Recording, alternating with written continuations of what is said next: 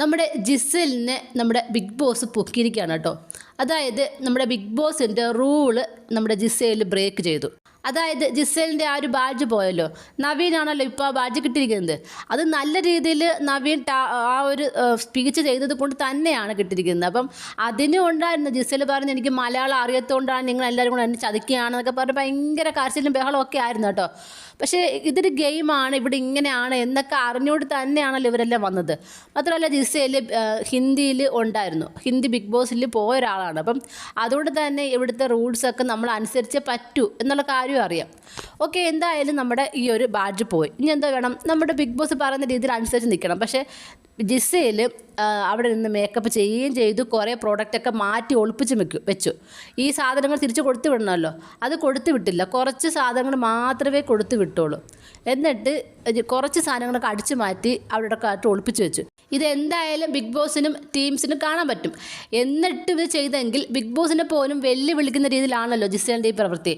അതിനെയാണ് നമ്മുടെ big boss ചോദ്യം ചെയ്തിരിക്കുന്നത്. ബിഗ് ബോസ് ചോദിക്കുന്നു, ഇവിടെ ഒരു നിയമമുണ്ട്, ഈ ജിസയിൽ ഈ ഒരു നിയമം തെറ്റിച്ചതായിട്ട് നിങ്ങൾക്ക് മനസ്സിലായില്ലേ ചോദിക്കുന്നുണ്ട്. അപ്പോൾ എല്ലാവരും മനസ്സിലായതായിട്ട് പറയുന്നുണ്ട്. അതുകൊണ്ട് തന്നെ വളരെ പെട്ടെന്ന് തന്നെ എന്തൊക്കെ സാധനങ്ങൾ അവിടെ ഉണ്ടോ അതെല്ലാം തിരിച്ച് പാക്ക് ചെയ്ത് കൊണ്ടുവെക്കണമെന്ന് പറഞ്ഞിരിക്കുകയാണ്. ജിസൽ ഭയങ്കര വിഷമത്തിലാണ് കേട്ടോ. ഒന്നാമതേ നേരത്തെ കുറേ സമയം വരെ എന്നെ എല്ലാവരും പറ്റിക്കുകയാണ്, എന്നെ ചതിച്ചു എന്നൊക്കെ പറഞ്ഞ് ഭയങ്കര കരച്ചിലായിരുന്നു.